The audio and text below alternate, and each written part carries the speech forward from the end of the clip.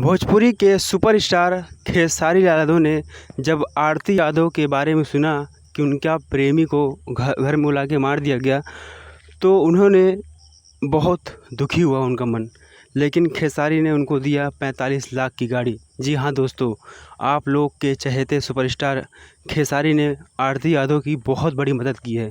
उन्हें पैसा भी दिया है और एक गाड़ी भी दी है। जी हाँ, जो कि फॉर्च्यूनर गाड़ी है।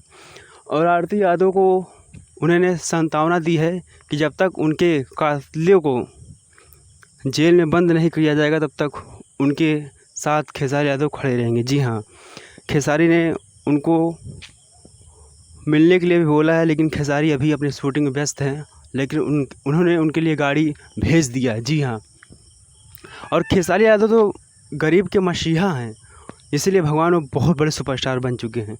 तो आरती यादव को तो आप जानते हैं कि जो कि बिहार में एक लड़की छोटू यादव के साथ में उनके घर वालों ने बुलाकर पूरे परिवार मिलकर हत्या कर दी थी। जी हाँ, पूरे परिवार मिलकर छोटू यादव की हत्या कर दी थी और ये मामला बहुत ही बड़ा हो चुका है अभी भी।